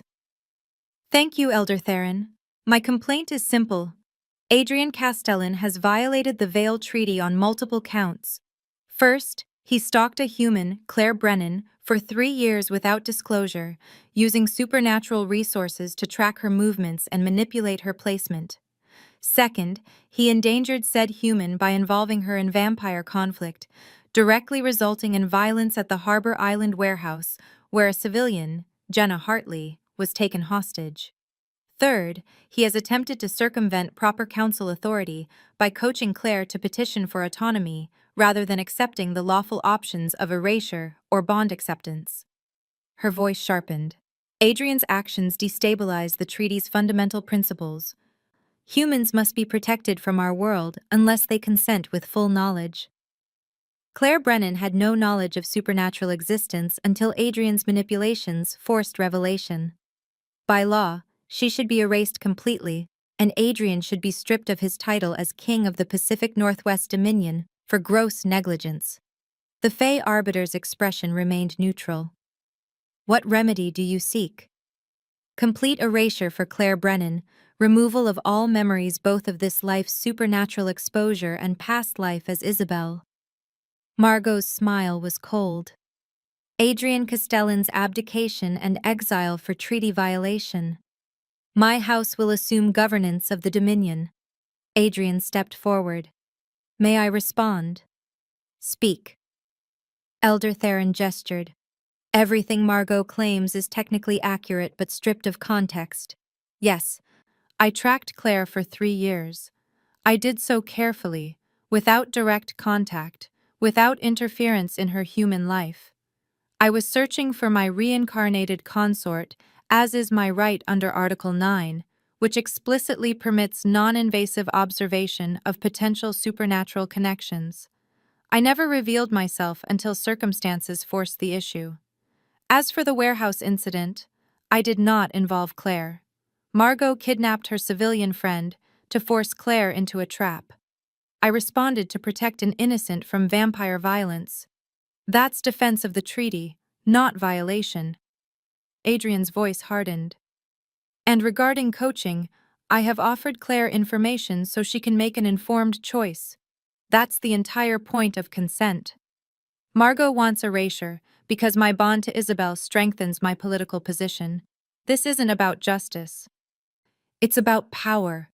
Margot's eyes flashed. Your bond to a dead woman makes you sentimental and weak. The Dominion needs strength, not a king pining after ghosts. The witch spoke for the first time, her voice musical. The council will hear from Claire Brennan. Present your evidence for autonomous existence. Claire stepped forward, her legs steadier than she'd expected. She laid the 3 folders on the table. I've been a registered nurse for 8 years, specializing in pediatric intensive care at St. Mercy's Hospital. In that time, I have directly saved 47 lives through critical interventions. She opened the first folder. Here are patient records with identities redacted per privacy law, showing cases where my specific actions, my training, my presence in the moment made the difference between life and death. A 6-year-old with pneumonia whose oxygen saturation dropped to critical levels at 3 a.m. I noticed the change before the monitors alarmed and intubated him in time. An 11-year-old with septic shock whose veins were too damaged for standard IV placement. I performed an intraosseous infusion that saved her life. These aren't abstract contributions. These are children who exist because I was there, because Claire Brennan was there, with skills and knowledge I built through my own effort. She opened the second folder. Letters of recommendation from colleagues. Awards for excellence in patient care. My nursing school transcripts showing I graduated top of my class. Evidence that I've built a life based on merit, on hard work, on genuine relationships with people who know me as Claire. The Fey Arbiter leaned forward. You claim irreplaceable contribution. Explain how your erasure would constitute injustice beyond personal loss. If you erase my memories, you don't just take away my knowledge of vampires and Isabel. Claire met his emerald gaze. You compromise my ability to function as a nurse. My medical training is integrated with my identity, my experiences, my emotional connections to patients. Memory erasure causes cognitive gaps. I've read the studies. Patients whose nurses suddenly develop memory issues, whose judgment becomes impaired, die at higher rates. Erasing me puts future patients at risk. That's measurable harm to human society. Marcus, will you testify? Marcus stood, visibly nervous. I've worked with Claire for 6 years. She's the best nurse in our ICU. She remembers every patient, every detail, every medication interaction. Her mind is her greatest asset. If something happened to compromise her memory, we'd lose someone irreplaceable. People would die who didn't have to. Dr. Ramos rose next, his deference to vampires warring with professional integrity. Claire Brennan is an exceptional nurse. Her contributions to St. Mercy's cannot be overstated. I have personally witnessed her save lives in situations where other medical professionals would have failed. Erasing her would be a loss to medicine, to our patients, to the community we serve. The witch studied the folders. Your evidence is compelling for human achievement, but you carry Isabel's soul. That bond predates your current existence. How do you reconcile the two identities? I don't know if I can. Claire's voice dropped. I have Isabel's memories now. I remember loving Adrian, giving birth to Lucian, dying with the certainty I'd return. Those memories feel real. But my life as Claire also feels real. 8 years of nursing, relationships with colleagues, the apartment I rent, the coffee shop where the barista knows my order. I'm both women and neither woman. I'm asking for the right to figure out what that means without losing either half. Elder Theron's ancient eyes narrowed. Precedent does not support this. In every previous case involving reincarnated souls, the Council has ruled that supernatural bonds supersede human identity. The law is clear. The door to the chamber opened. Lucian walked through. Adrian made a sharp sound of protest, but the boy continued forward, his small form seeming to gather light as he moved. The council members exchanged glances, but didn't stop him. Lucian stopped before the table and looked at each council member in turn. Then he spoke aloud, his voice clear and young, and carrying weight that silenced the chamber. She saved me, not as my mother from before, as Claire. She chose to care. Adrian moved toward him, but Lucian held up a hand. For 200 years I've lived with father's grief. He loved my mother so much that he could barely see me, could barely exist beyond searching for her return. When I started dying 8 years ago, he found Claire. But he didn't force her. He waited. He let her live. And when she finally saw me in that hospital corridor, when our eyes met, she didn't feel obligation. She felt connection. The boy's gaze shifted to Claire.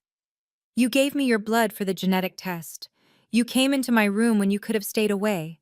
You signed to me, talked to me, treated me like a person instead of a supernatural problem to solve. That's Claire. That's not Isabel's ghost. The witch's expression softened. The child speaks truth. There is voluntary bond here, not coerced connection. The Fey Arbiter nodded slowly. I am inclined toward autonomy. Her achievements warrant consideration. But Elder Theron shook his head. Tradition and law cannot bend for sentiment. Isabel Devereux was bound to Adrian Castellan by ancient rights. That bond survived death and reincarnation. We cannot simply dissolve it because the current incarnation prefers independence. Then I offer a compromise. The Fey Arbiter's voice cut through the tension. A ritual of severance. We separate Claire's soul from Isabel's memories completely. She retains knowledge of our world. As witnesses to supernatural events are permitted under treaty provisions, but the bloodline bond is broken. She exists purely as Claire Brennan, autonomous and free. Claire's heart leaped. That's possible. It is. The Fey Arbiter's expression grew grave. But there is a cost. The ritual severs all genetic connection to Isabel's lineage. Lucian's survival depends on the mitochondrial DNA match to his mother. Break that connection, and the boy loses the genetic anchor keeping his blood disorder in remission. He would have approximately 6 months before the illness returns. This time, there would be no cure. Adrian's face went ashen. No. You cannot ask her to choose between her freedom and my son's life. I'm not asking her to choose. The Fey Arbiter looked at Claire. I'm offering her the autonomy she seeks while presenting the full cost. The decision is hers. Claire looked at Lucian, at his amber-flecked eyes that mirrored hers, at the hope and fear written across his small face. She thought of Isabel's final words in the vision, "Promise me you'll find me again." She thought of every patient she'd saved, every choice she'd made to preserve life at personal cost. I can't. The words broke from her. I can't buy my freedom with a child's death. Even if that child is bound to me by a past I didn't choose, I can't do it. Then you accept the bond. Margot's voice dripped satisfaction. You admit you're Isabel Castellan, and you return to Adrian's household. No. Adrian's voice rang through the chamber. I have another option. He stepped forward and knelt before the council table. I invoke the right of sacrifice under Article 23. I offer my own life force, my essence as vampire king, to sustain Lucian permanently. Sever the genetic dependency on Isabel's bloodline and bind it instead to my own power. It will weaken me, reduce me to near mortal status, but it will free Claire and save my son. The witch inhaled sharply. Such a sacrifice has not been invoked in 300 years. The cost would be enormous. You would lose most of your power, your position, your immortality. I know. Adrian didn't look away from the council. But Isabel died to give Lucian life. I won't let her sacrifice in any incarnation be for nothing. If this frees Claire to choose her own path, it's worth everything I have. Margot surged to her feet. This is absurd. He cannot simply sacrifice his kingship to avoid consequences. The throne is not his personal bargaining chip. Elder Theron's expression was unreadable. The right of sacrifice is ancient law. If Adrian Castellan willingly offers his essence to preserve his heir, the council cannot refuse without just cause. Just cause. Margot's voice shook with rage. He's not fit to rule. A king who would reduce himself to mortality for sentiment is weak. I challenge his right to the throne. I invoke trial by blood. The chamber went utterly silent. The witch closed her eyes. That is your right under combat law. Elder Theron's voice held resignation. But understand what you invoke. Trial by blood is to first yield or incapacitation. The winner claims the throne. The loser faces exile or death. I understand perfectly. Margot smiled. And I accept those terms. Adrian rose slowly. As do I. The Fey Arbiter gestured and the chamber transformed. The table and chairs slid back into the walls. The floor split down the center, and silver chains rose from the gap, forming a circle 20 feet in diameter. The ritual arena, boundaries marked, combat sanctioned by council authority. Adrian removed his suit jacket, his bandaged shoulder visible beneath his white shirt. The silver wound from the warehouse hadn't fully healed. He was already weakened. Margot stripped off her gown's heavy sleeves, revealing arms corded with muscle no human woman could possess. Her smile showed fangs. The rules are simple. The elder vampire stood. First to yield or incapacitation, no lethal force, monitored by council magic. The victor claims the Pacific Northwest throne. Begin. They moved. Margot struck first, her speed inhuman, fist aimed at Adrian's wounded shoulder. He blocked, but the impact drove him back 3 steps. She pressed the advantage. A flurry of strikes that Adrian deflected with visible effort. His movements were slower than hers, hampered by injury and exhaustion from the warehouse fight. Margot's kick caught his ribs and Claire heard bone crack. Adrian went down on one knee. Blood first. Margot's voice carried triumph. She struck again, her nails sharpened to claws, and opened 3 parallel cuts across Adrian's chest. He rolled away and came up in a defensive stance, but he was losing. Claire could see it in the set of his shoulders, the way he favored his left side, the blood soaking through his shirt. Margot drew blood a second time, a slash across his forearm, then a third, splitting his lip. Yield! Margot circled him. You're finished. Adrian spit blood. Never. Claire's hands clenched. She remembered Isabel's memories of this man, his devotion, his grief, his 2 centuries of searching. She remembered Claire's own gratitude for his protection at the warehouse, his willingness to sacrifice everything so she could choose. She couldn't let him die.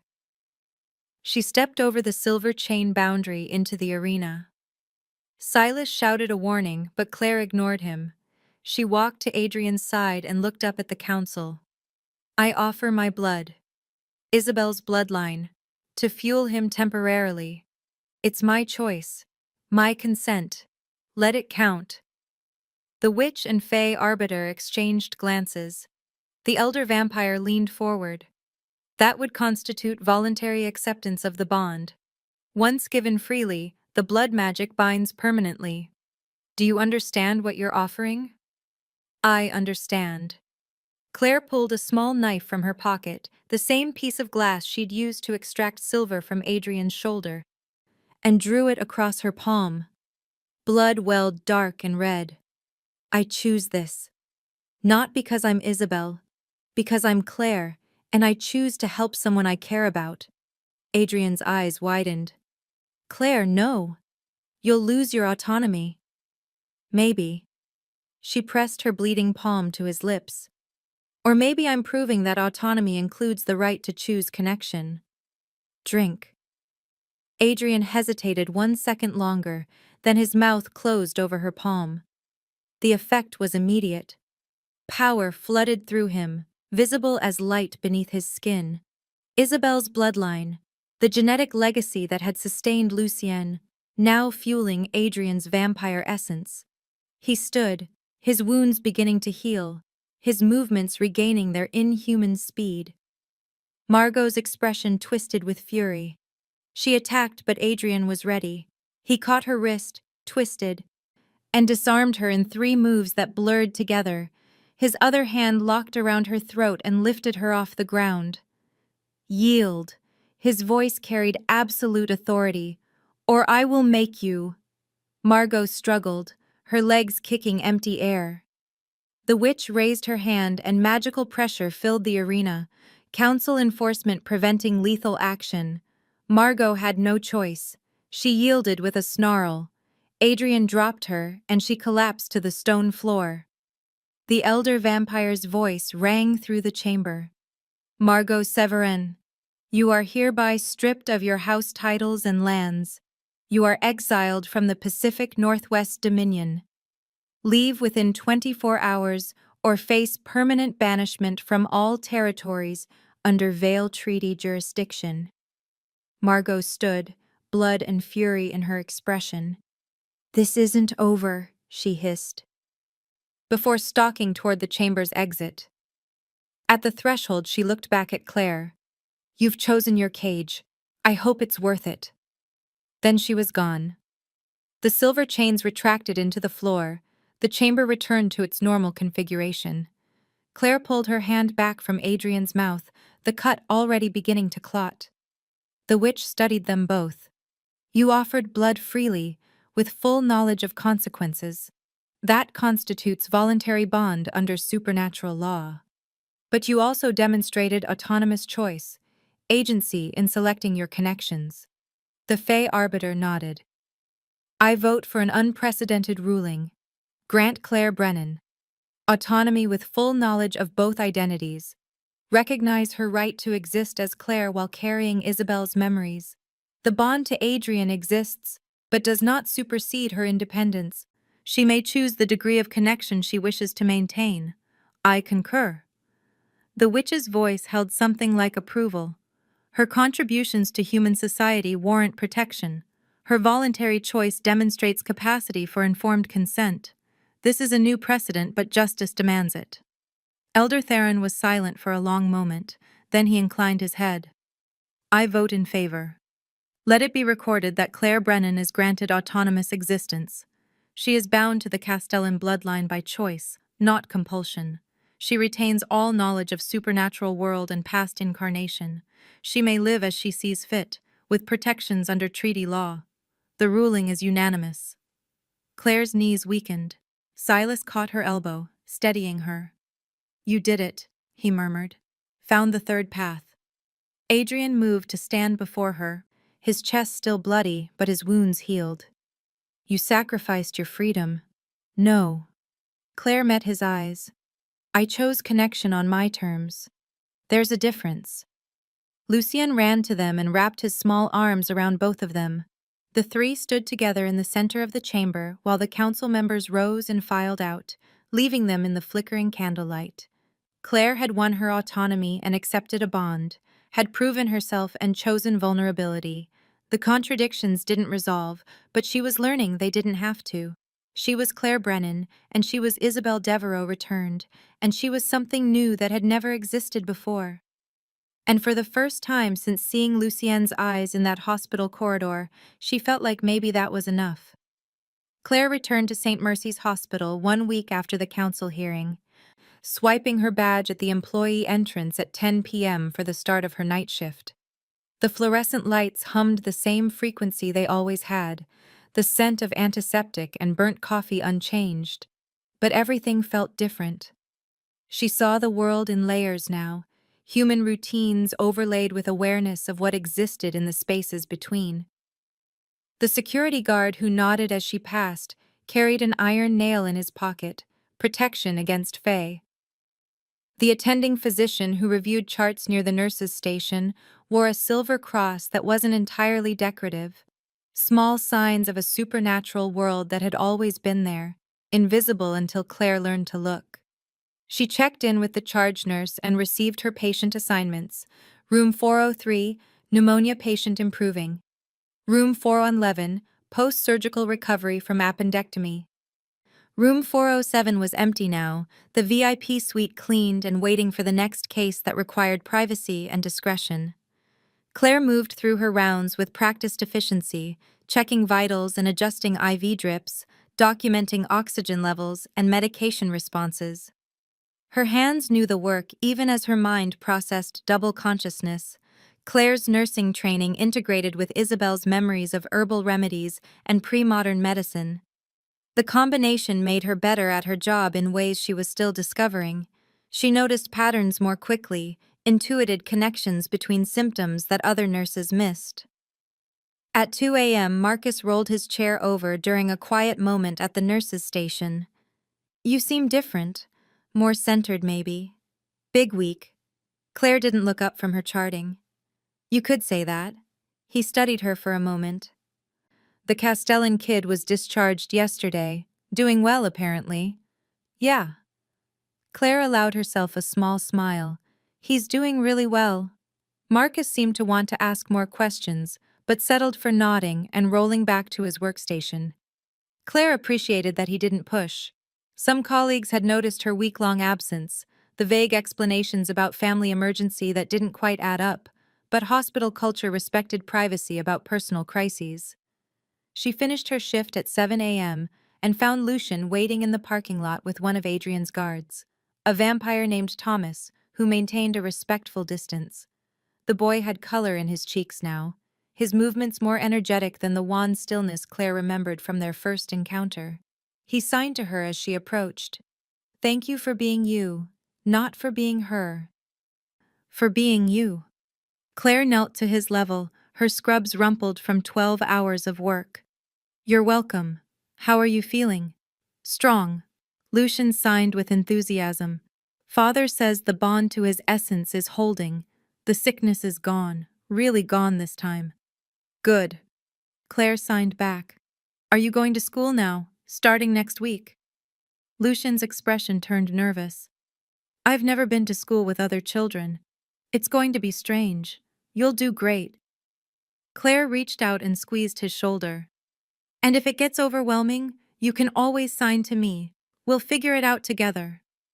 Lucian hugged her quickly, then ran back to Thomas and the waiting car.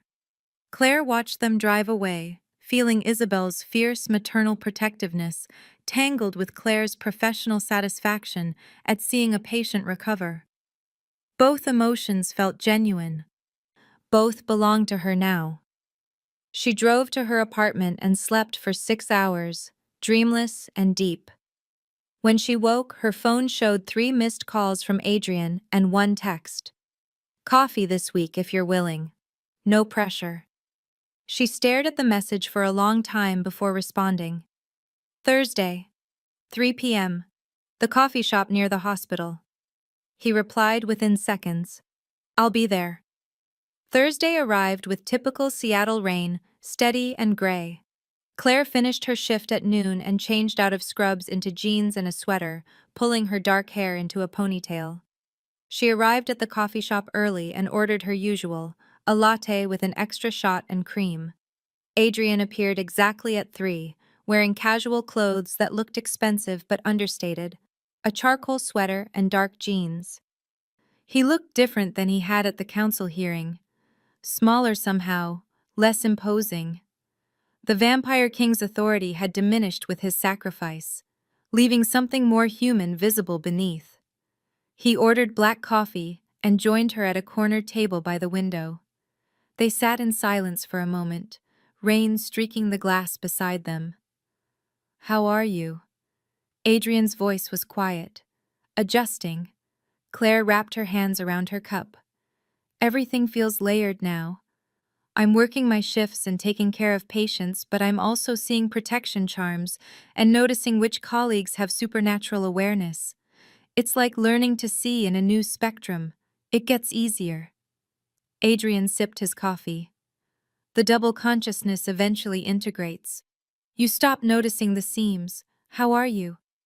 Claire studied him. You look tired. I am tired. Adrian's smile held irony. Turns out being mostly mortal is exhausting. I sleep now, really sleep. I get hungry at predictable intervals. I bruised my shin on a coffee table yesterday and it actually hurt. It's bizarre. Do you regret it? The sacrifice? No. His winter eyes met hers.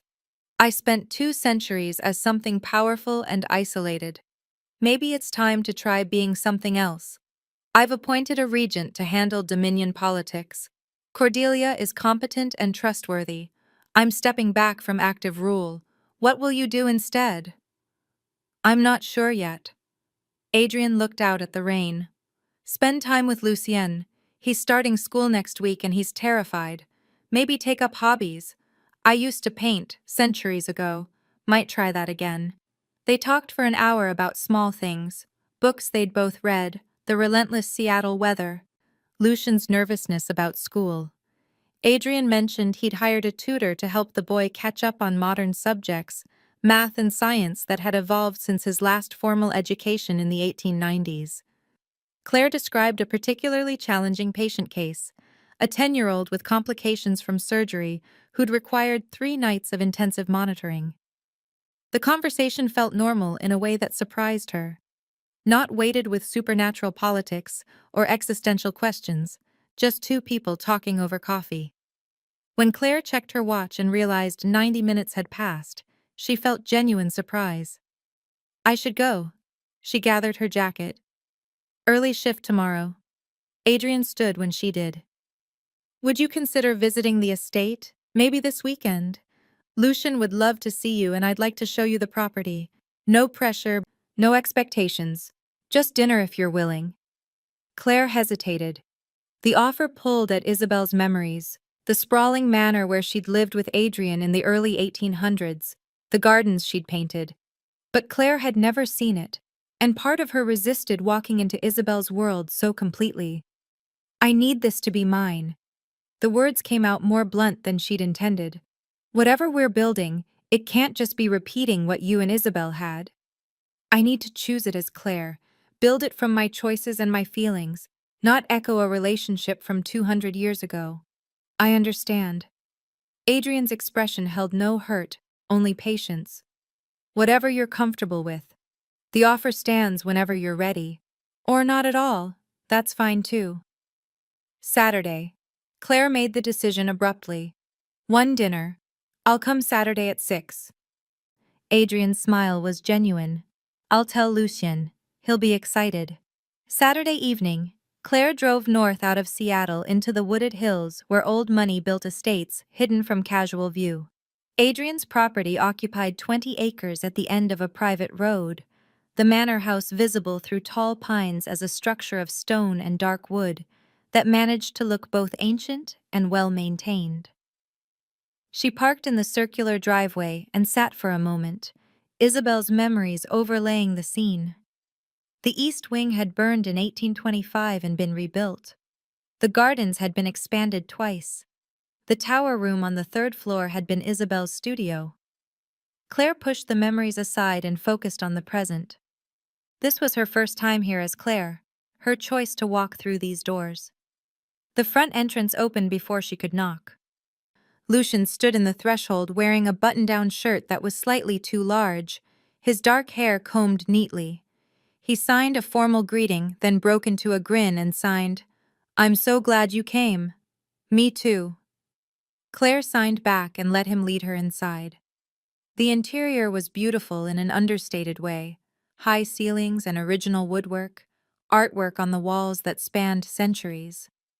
Adrian appeared from what looked like a library, also dressed more formally than usual in slacks and a crisp shirt. "Dinner is almost ready," he gestured toward the dining room. Lucien insisted on helping prepare everything. The dining room held a long table set for 3 at one end, candles providing warm light. Lucien had clearly been involved in the setup. The forks were slightly crooked, the napkins folded with more enthusiasm than precision. A vase of wildflowers sat in the center, purple and yellow blooms that looked freshly picked from the property. They sat and Adrian brought out food he'd clearly cooked himself, roasted chicken and vegetables, fresh bread, a salad with vinaigrette. It was good, surprisingly so, and Claire said as much. "I had to learn." Adrian passed her the breadbasket. Cooking for one, or in this case 2, when you actually need to eat is a new skill. We're still figuring it out. Lucien signed that he'd helped with the salad, and Adrian confirmed this with obvious pride. They ate and talked. Lucien described his first week of school, the overwhelming newness of being around dozens of other children, the strange subjects like computer science that hadn't existed in his previous educational experience. He'd made one friend, a quiet boy who also preferred signing to speaking, and they'd bonded over a shared interest in drawing. Adrian talked about the regent transition, Cordelia's efficient handling of Dominion politics, his relief at stepping back from responsibilities he'd carried for too long.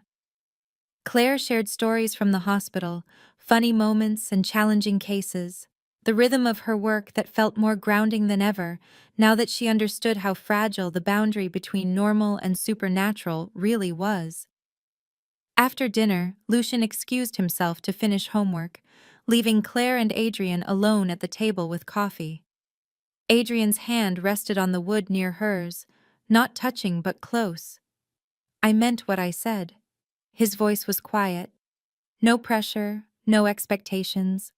But I want you to know that I'm falling in love with who you are now, not trying to recreate what I had with Isabel. You're different, sharper, more independent, less willing to accept things without questioning them. I love that about Claire." Claire looked at his hand, at the space between their fingers. "I don't know what I feel yet. Isabel's memories make it complicated. I remember loving you, but I also remember dying, remember the grief of leaving Lucien, remember promising to return. Those emotions feel real, but they're not entirely mine. I need time to figure out what belongs to Claire. Take all the time you need." Adrian's expression held no impatience. "I waited 2 centuries. I can wait longer." Claire let her hand move slightly closer to his, not quite touching, but closing the distance by increments. "Maybe we start here. Dinners sometimes, coffee, getting to know each other without the weight of destiny and prophecy. See what builds naturally. I'd like that. Adrian's fingers shifted to mirror hers, the gap between them measured in millimeters. Through the window, Claire could see Lucien's silhouette in an upstairs room, bent over a desk doing homework. The scene felt domestic in a way that made her chest tight. This could be her life if she chose it. Not because of ancient bonds or reincarnation, but because she was building something real with these two people who'd become important to her. She stayed another hour, then drove home through the darkness, Isabel's memories quiet for once, letting Claire process her own feelings without interference. Her apartment felt smaller than usual when she returned, emptier. She made tea and settled on her couch with a medical journal, trying to focus on an article about pediatric cardiac care. But her mind kept returning to the manor, to Lucian's crooked fork placement, and Adrian's careful distance, and the question of what she was choosing to build. Her phone buzzed. Text from an unknown number. "This is Silas. The council requests your presence tomorrow evening. There's been a complication." Claire stared at the message. She'd hoped for more time before supernatural politics intruded again. What kind of complication? Another reincarnation case has surfaced. Someone claiming to be the lost heir to House Moreau, a rival vampire family. It's igniting a succession war. The council wants your insight given your unique status as successfully adjudicated reincarnation. "I'm a nurse, not a diplomat," she typed back. "You're the only human alive who understands both worlds." The reply came immediately. "They need you. Meet me at St. Catherine's tomorrow at 8 p.m. Claire set her phone down and closed her eyes. She'd fought for autonomy, for the right to build her own life, and now the council wanted to pull her into supernatural politics because of that very autonomy. The irony wasn't lost on her, but she also understood that knowledge carried responsibility. She'd been granted an unprecedented ruling, allowed to exist as both Claire and Isabel. Other reincarnated souls would face similar questions. She could help establish precedents that protected people like her. She texted back, "I'll be there." The next evening, she met Silas in the church, descending again into the underground chamber that was becoming too familiar. The three council members waited along with several vampires she didn't recognize, representatives from different houses based on the varying styles of formal dress. The witch explained the situation. 3 weeks ago, a young woman in Portland had started experiencing memories of a life as Genevieve Moreau, daughter of a vampire lord killed in a territorial dispute in 1947. House Moreau's assets had been absorbed by House Laurent after the family line supposedly ended. Now this woman, who went by the name Rebecca Torres in her human life, claimed to be Genevieve returned and wanted House Moreau's holdings restored. It's causing significant unrest. The Fey Arbiter's emerald eyes studied Claire. House Laurent refuses to relinquish assets. House Moreau's former allies are rallying behind Rebecca. We're on the brink of open conflict. Your case established that reincarnated souls can claim autonomous existence. We need your perspective on whether Rebecca's claim has merit and how to handle the political implications. Claire looked around the chamber at the assembled vampires, at the council members, at Silas watching with his too sharp Fey smile. She thought of the quiet life she'd been trying to build, the coffee dates with Adrian and the hospital shifts, and the simple choice of what to have for dinner. Then she thought of Rebecca Torres, whoever she was, facing the same impossible questions about identity and choice that Claire had navigated. If her experience could help, she had an obligation to try. "Tell me everything." Claire pulled out a chair and sat. "Start from the beginning." As they began explaining the complexities of House Moreau's history and Rebecca's emergence, Claire caught Silas's smile widening. "You're going to be very useful to the council," he said quietly. "I'm going to regret this." Claire muttered back, but she was already thinking through the case, already applying the logic she'd used in her own hearing. The meeting lasted 3 hours. When Claire finally left St. Catherine's and drove back toward her apartment, she detoured past Adrian's estate. The lights were on in the manor, warm against the darkness. She could see movement through the windows, probably Adrian and Lucien finishing their evening. The amber fleck in Lucien's eye would catch the light sometimes, mirroring hers, a reminder of the impossible bond they shared. This isn't the end. The thought rose unbidden as she sat in her car watching the manor. It's the beginning of something neither Claire nor Isabel could have imagined. She'd fought for autonomy and won it. She'd been granted the right to exist as both identities, to carry Isabel's memories while building Claire's future. Now she was being pulled into supernatural politics, becoming a bridge between human and vampire worlds, establishing precedents that would affect others facing similar impossible choices. It was overwhelming and complicated, and nothing like the simple life she'd thought she wanted. But for the first time since being found on that highway at age 4, with no memory of who she'd been before, Claire wasn't running from her past. She was choosing her future, step by deliberate step, building something that belonged entirely to her. She put the car in gear and drove home, already thinking about the Rebecca Torres case, about her next shift at the hospital, about Saturday dinner with Adrian and Lucien. The world had layers now and she could see them all, human and supernatural intertwined. It was terrifying and exhilarating and hers. All of it was finally, completely, hers to choose.